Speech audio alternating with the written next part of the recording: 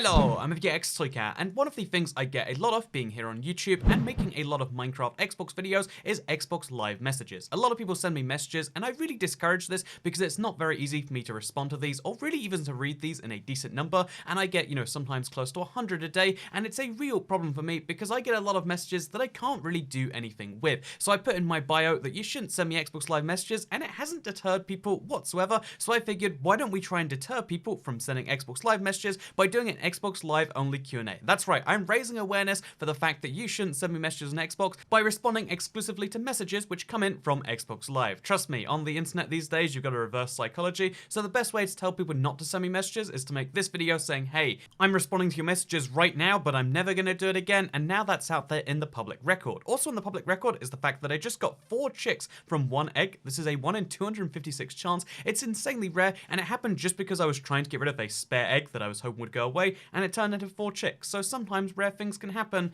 just so you know. Even in this video, we've proven that. But yeah, with that said, let's dive straight into the first question, which is going to come in from Dark Xenon 3535. Again, thank you for sending an Xbox Live message. Please don't do it again. But any chance you'll ever make a hardcore series? So as someone who's messaging me on Xbox Live, you should know there is no hardcore for any Minecraft which uses Xbox Live. Whether you're talking about Legacy Console or whether you're talking about Bedrock, there is no hardcore game mode on anything but Java Edition. This is actually one of the things I really think Bedrock should focus on soon, because there is a small subsection of players who want these super crazy world customization features, or want just these game mode customization features like Spectator and like Hardcore, that are disappointed that it's not there. So I think Hardcore should come to Bedrock. A part of me wants to wait for it to come there, but I think if it's not on Bedrock by, let's say, like the end of the year or something, wouldn't it be kind of fun to make a, Java series, which people have been asking for, but then to take advantage of one of the Java exclusives and make a Hardcore series? So yeah, I'd want to do a Hardcore series, and I'd want to take things to the next level, and rather than just being like, hey, how long can we survive? I'd love to see how many of Minecraft Java Edition's achievements we can do,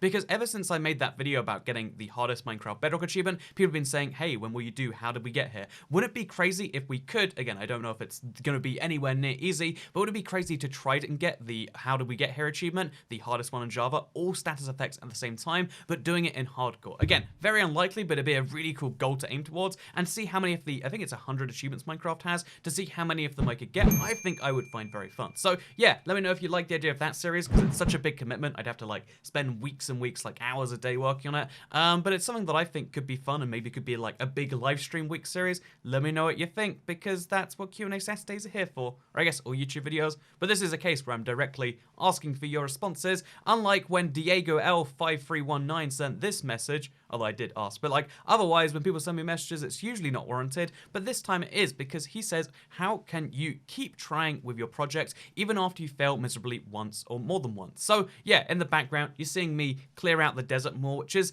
not really a failed project, but it's just like this eternally pushed forwards in the future project, because I way too much sand already. But yeah, how do I keep trying with the project even after I failed a few? Like, there was that big world destruction project that kind of fell through, and there's a few other small things like that. But the truth is like, kind of like in real life, just because you fail at something once, it doesn't mean you're always going to fail at something. Minecraft is a game that is fun. The reason I failed isn't necessarily because it would be impossible, it's because I realized it doesn't necessarily work for me at that time, and I move on to other projects that I think do work for me, would be more fun, etc, etc, etc. The reason you're seeing me do this little shoveling the desert is because, like, oh yeah, I need some glass, and I feel like working in the desert is a thing that works right now. A lot of people like to think that, like, oh yeah, there's just binary, you do good at Minecraft, you do bad at Minecraft, but you know what the thing that makes Minecraft beautiful is? It's the game where no one can tell you what you can and cannot do. Just because you failed a project, it doesn't mean you always have to fail that project. And yeah, there's some tiny motivational advice maybe. Speaking of motivational advice, Mr. Minecraft 369 says, do you think the Second Amendment should be repealed? And first of all, we have to say that's a pretty bizarre question to ask in here. Like, we go for like, okay, let's talk about Minecraft questions, personal questions. I don't know how much a Minecraft YouTuber is going to be able to tell you about the Second Amendment in a country that he's not from necessarily. Second of all, he's called Mr. Minecraft 369, and he's like, okay, I've got one question, one shot, you can't miss your chance to blow it or whatever. I don't know, like, his whole thing here is like, okay, I've got to ask about the Second Amendment. So, Mr. Minecraft 369, I'll try my best. I'll take your question as if it is serious, because here's what happens when I leave my Xbox Live messages open. People ask about the Second Amendment. Never has this been asked before on Twitter or anything else like that. So yeah, first of all, Second Amendment is to the Constitution, if I'm not mistaken, something right to bear arms in America, right? And obviously, like, it was written a very long time ago in a time where militias were important, where the fear of the British invading one day, because because they were still, we were still the more powerful global power until like literally a century ago. Like those were real fears that had to be like kind of worried about. Whereas now it's kind of separate to that whole debate. But yeah, because constitutional amendments, as I understand them, they require a lot of support all over the place. I think realistically speaking, it's like not something you can just popularly say like, hey, this should be repealed. You've got to have like bipartisan support, which just isn't a thing in America. But leaving all of that to the side, what do I actually think about like, so Toycat, what do you think about guns, eh? And if you ask any British person, if you ask any New Zealander person, if you ask anyone from one of these countries where we have banned guns, obviously the answer is going to be, yeah, guns are silly, right? Like in the UK, we had a big massacre in like, I think it was 92 or something. Like that was a big, the Dunblane massacre. It happened, a guy shot up a school, and we're like, hey, this is a thing that makes guns not worthwhile overall, and removed all the guns. But the reason it's such a different thing in America, in the United States of America, is because it's such a bigger country with supposedly a lot of like localization, right? Like the laws in Nevada are different than the laws in New York, which are different than the laws in Alaska. The idea is it's a federation where only the things which can't properly be handled at the state level are handled at the federal level. And the idea of like saying, hey, in Wyoming, where the biggest town, Cheyenne, if you've ever seen it, it's like ridiculously tiny. States where there are like people who live in the wild and do need protection from bears and stuff. I guess that's more Alaska, but there are like genuine hunting and self-defense cases for those rifles. Those people are kind of sidelines because people in cities where you don't need a gun in a city. That's just like that's a thing everyone who lives in a city can agree, right? Especially if you live in a big city. So like it's a widely known thing that like city people don't need guns and they cause danger, whereas country people, you don't encounter very many people, but you do encounter things that you need to shoot. And so this whole debate like is really about local government versus big government. And when it does come down to that, there's this really tricky thing where it's like, well, I mean, the reason you don't do it on a local level is because even though Chicago has really strict gun laws, lots of people die there from gun shootings and stuff. And it's like, well, where do they get the guns? They get them from places where they are legal. And it's like, well, I mean, here's the issue. So yeah, you're trying to say make them illegal everywhere, but can you really make something where there's 400 million, or I don't know what the number of guns is. It's something crazy. Like there's more guns than there is population of the entirety of the EU, which it's a little bit mind-boggling to me to even like think about on that level. But yeah, the people like to simplify it as like, oh yeah, well, I mean, you've got to do something about all of these mass shootings or whatever, right? And shouldn't you look and individually try and work out like what's the cause of these people doing their things? Because the truth is they're breaking quite a lot of crimes. Like murder is actually quite a significantly more serious crime than any gun offenses, for example.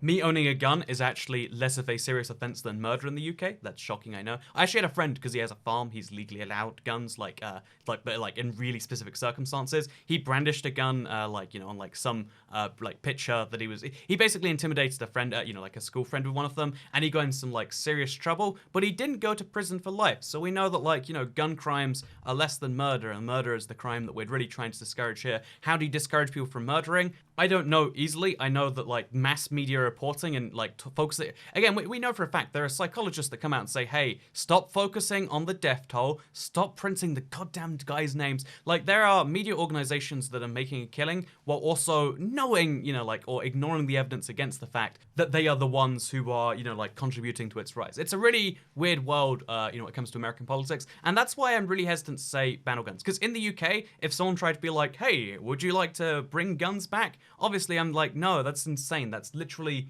crazy. But I think that, people doubt the status quo. And obviously, that's a good thing. We should question the status quo. But I feel like you've got to always remember the status quo is a really hard thing to break. And you've got to break it in a way in which everyone who has whatever they have in the status quo, they're going to enjoy. I think in New Zealand, for example, they actually bought back all the guns and some people are a little bit unhappy. But they're like, this is the price to not have another huge tragedy like that one. Whereas you don't have such a consensus in America. That's I think, the thing people have to work on. Rather than just saying, hey, literally 50% of people want one thing, 50% of people want the other thing. Let's try and force the other 50% to our side. You've got to try and find a solution which 100% of the people want. That's how democracy should work, at least. But that's just me being idealistic, I guess. Let's move into the next question. I don't know how long that one took, but probably too long.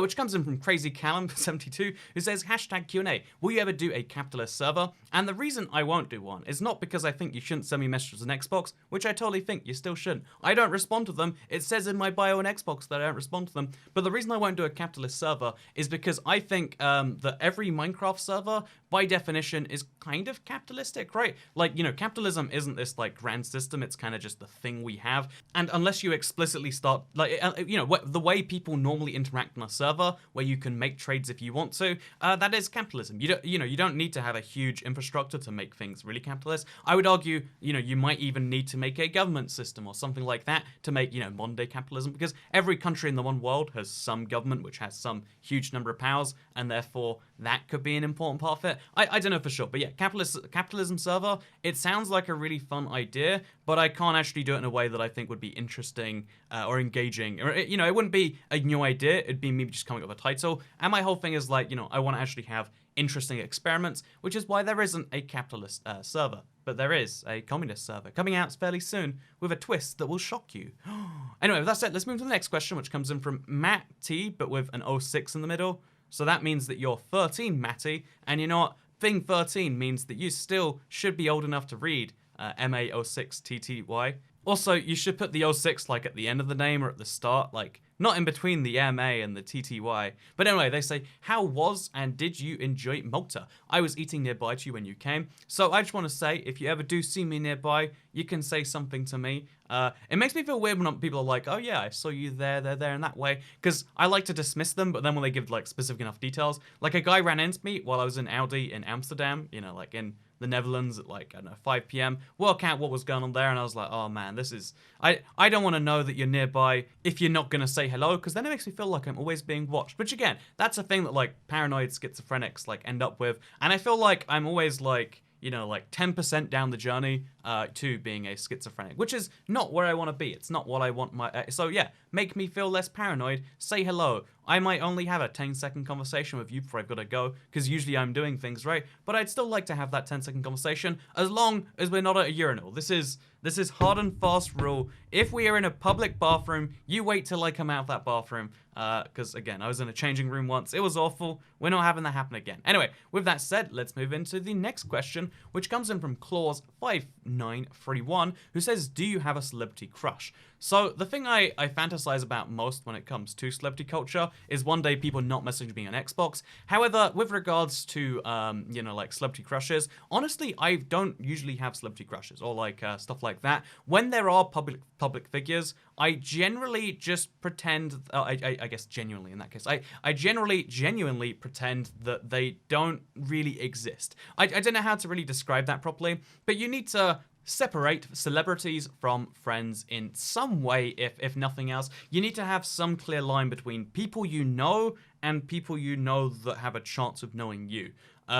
It's a really essential thing that, like, to me, anyone who's in the people I know who can never know me, I don't ever, like, think about as even being real. You know, in the same way, they're kind of just made up people that are designed to be attractive. Like, most celebrities are more attractive than normal people because that's part of the selection process, right? There are exceptions, but, yeah, therefore, if you, you know, like, applied your normal filtering, you'd be like, wow, rather than dating, you know, this girl in my school, I should start dating... I don't know, who's an attractive celebrity? Katy Perry? I feel like she's actually... That was probably quite a long time ago.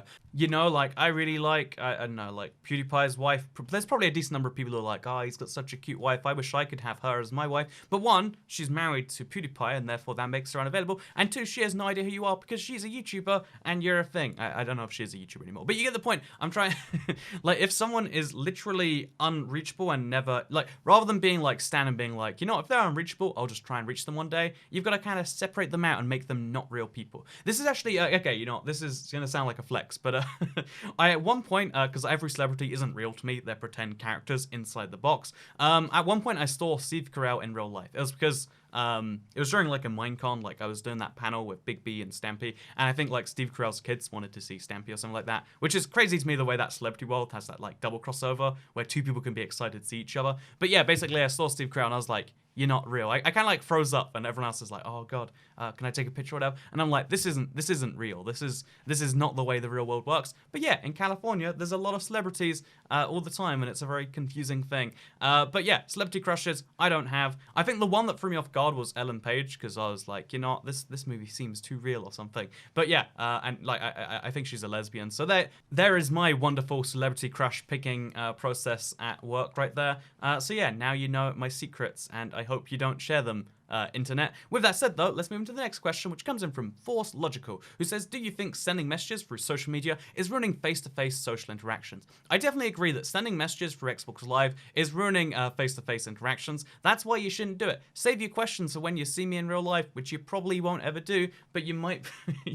But no, yeah, I honestly do think the actual question about, do you think social media is ruining real life? I don't actually think so. I think it's a really good supplement to real life. I think a lot of people spend far too long on social media. Like, if you go out somewhere to hang out with friends and then you start social mediaing, it's like, hey, that's like second-tier content. We have a form of communication you can do anywhere at any time, but you've got to realize that, like, it's not more important than the real social interactions. This is actually a thing that I basically said when I was doing my, like, oh yeah, would you like to interview to be my friend thing, which is still going on, by the way, just in case you know. It's a weird thing. If you know what I'm talking about, I'm glad you don't. But, like, it really is a thing to me that, like, I'm not going to enjoy just talking forever. I would rather have, like, an hour of talking to someone face-to-face than, like, 8 hours of staggered talking over text or whatever. And I think that should be the norm. Like, instead of it being like, oh, you know how, like, imagine eating food, but, like, one grape every 6 minutes over the course of a day. Wouldn't it be way better if we had 3 meals a day? Wow, we could call them breakfast, lunch, and dinner. That's how social interaction should be. Rather than every 6 minutes over the course of a day, we should just have, like, set times where we talk either via, social media apps or whatever, or via the face-to-face things. But I think that's, like, me being an old man, and I think you might be an old man too, Force Logical, because you agree with me with my old man position. So, with that said, let's move into the next question, which comes in from Phasey Man of Phase, who says, can you do PS4 Bedrock videos frequently, and what do you think about doing bad content? You should get back into clickbaiting. Joke. So first of all, with regards to PlayStation 4, I do intend to make PlayStation 4 Bedrock videos when that is a thing. However, don't send me messages on PlayStation 4 either. Very few people do that on a regular basis, but they're literally, if anything, they're more unread. I don't know how many messages I have on PlayStation. I think they maxed out and you can't send me anymore. Same with friend requests over there. But, like, please don't do it anyway. I'd appreciate that. Thank you. Okay, we're on the same page. Because I won't read them. And it breaks my heart to know that people are sending me messages that I can't probably respond to. But PlayStation 4 Bedrock. A lot of people have been asking, so can you explain how this is going to work, how that's going to work? I want to wait until closer to the time, either of the announcement or even till it actually comes out. I think my expectation is they'll be very close together. They'll be like, hey, it's coming to Bedrock next Tuesday, or like this Tuesday, and it'll be a Monday when they say that, or a Saturday. But yeah, I really think it'll just be like, hey, announcement, then here.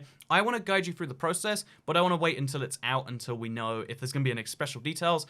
Because yeah, a lot of PlayStation 4 Bedrock players are joining the Bedrock community soon, and I want to give you guys a little bit of a guide because it's so much better than it was 2.5 years ago. Like, there are still problems, but like 2.5 years ago, like, the community was divided in two. I think there's still going to be a little bit of a split. A lot of people will want to play Legacy, but I also think that otherwise there's going to be a whole bunch of cool things that you're going to want to dive right into. Again, like, it's a small community, but I feel like there is now a community within the Minecraft player base. They're like, oh yeah, actually, Bedrock is really cool. It used to be, like 3-4 years ago, they're like, oh yeah, there's Java, good, Bedrock, bad. Now, like, that's a meme, but it's not actually the opinion of most people. And yeah, I'm kind of excited to guide you along the journey, if nothing else. With that said, let's move into the last question, which comes in from Pampy Trumpet 235. I'm talking loud because just in case you zoned out for the rest of this, now you can zone back in and hear the most exciting thing, because do you like cheese for your Q&A? So thank you, Pampy Trumpet 235, for the message,